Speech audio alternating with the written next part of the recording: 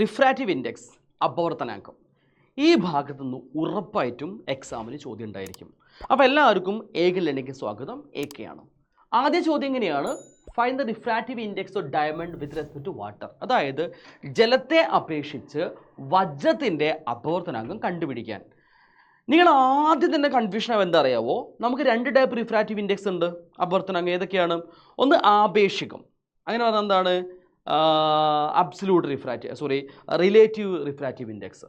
അതേപോലെ മറ്റൊന്നുണ്ട് കേവല അപവർത്തനാങ്കം അല്ലെങ്കിൽ അബ്സല്യൂട്ട് റിഫ്രാക്റ്റീവ് ഇൻഡെക്സ്. നമ്മൾ ആദ്യം കൺഫ്യൂസ് ചെയ്ത് ഏതാണ് ഇക്വേഷൻ എന്ന കൺഫ്യൂഷൻ ആവുക.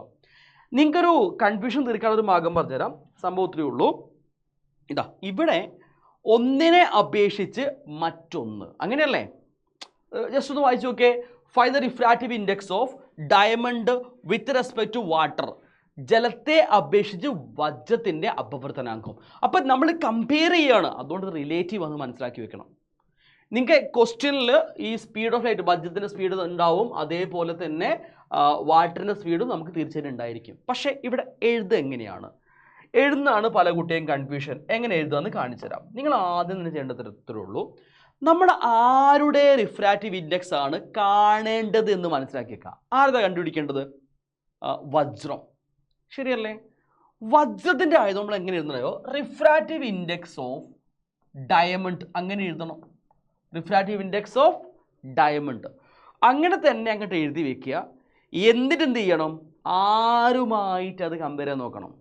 അപ്പോൾ refractive index of diamond with respect to ആരാണ്? With respect to water. അപ്പം ഞാൻ ഇങ്ങനെയാണ് പറയുന്നത്.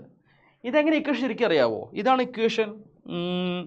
Refractive index of first medium with respect second medium is equal to speed of light in second medium by speed of light in first medium. ഇതാണ് concept.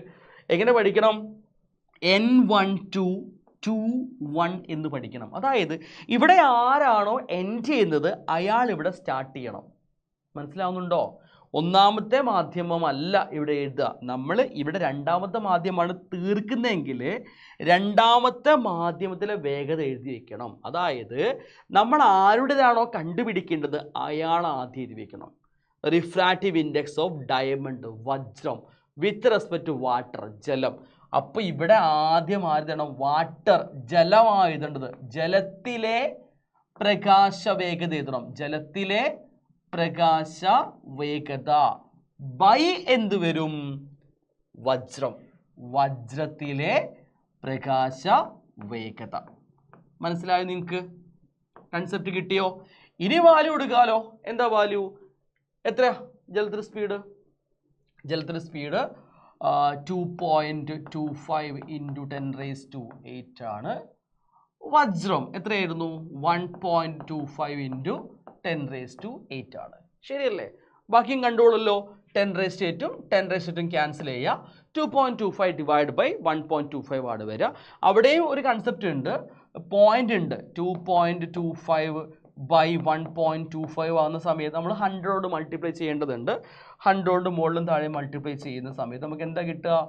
നമുക്ക് ലഭിക്കുക 225 by 125 എന്നാണ് കിട്ടുക. നിങ്ങൾ ചെയ്തോളല്ലോ. ബാക്കി ഞാൻ പറയണ്ടല്ലോ. ഓക്കെ, അപ്പോൾ ഇതങ്ങോട്ട് ചെയ്യുക. ഹരിക്കാൻ അറിയാമല്ലോ, അതുകൊണ്ട് ഞാൻ കൂടുതൽ പോകുന്നില്ല. ഇതാണ് ഒന്നാമത്തെ ടൈപ്പ് ഓഫ് ക്വസ്റ്റ്യൻ. ഇനി സെക്കൻഡ് ടൈപ്പ് ഓഫ് ക്വസ്റ്റ്യൻ ഉണ്ട്.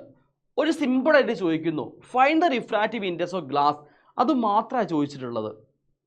ഗ്ലാസിൻ്റെ അപവർത്തനം കണ്ടുപിടിക്കുക. അപ്പോൾ നിങ്ങൾ മനസ്സിലാക്കേണ്ട കാര്യം, ഇവിടെ speed of light through vacuum അല്ലെങ്കിൽ എയർ നമുക്ക് തരും. അതേപോലെ ഗ്ലാസ്സിലെ സ്പീഡ് നമുക്ക് പ്രധാനപ്പെട്ട ക്വസ്റ്റ്യൻ ഇത്ര മാത്രമാണ്. അപ്പോൾ ഗ്ലാസിൻ്റെത് ചോദിച്ചു കഴിഞ്ഞാൽ നിങ്ങൾ മനസ്സിലാക്കിക്കോ, ഇവിടെ ഒരാൾ മാത്രമേ ഉള്ളൂ, ഒരാൾ മാത്രമേ ഉള്ളൂ.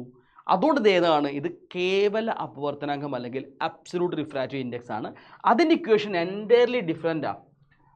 എന്ന് മാത്രം ഇട്ടാൽ മതി. ഈസ് ഈക്വൽ ടു C/B ആണ് ഇക്വേഷൻ. C/B. അപ്പോൾ ഈ ഇക്വേഷനിൽ ഒരു കാര്യം നിങ്ങൾ മനസ്സിലാക്കി വെച്ചോളൂ. വേണമെങ്കിൽ നമുക്ക് എന്ത് ചെയ്യാം? നമ്മൾ ഗ്ലാസിൻ്റെയാണ് കാണാൻ പോകുന്നത്. അപ്പോൾ ഇങ്ങനെ എഴുതി വെക്കാം. ഗ്ലാസിൻ്റെ അപവർത്തനാങ്കം സമം വായുവിലെ പ്രകാശവേഗത ബൈ, സി എന്ന് പറഞ്ഞാൽ വായുവിലെ പ്രകാശവേഗതയാണ്, ബൈ ഗ്ലാസ്സിലെ പ്രകാശവേഗത. എന്താ കണ്ടുപിടിക്കുക? അപവർത്തനാങ്കം.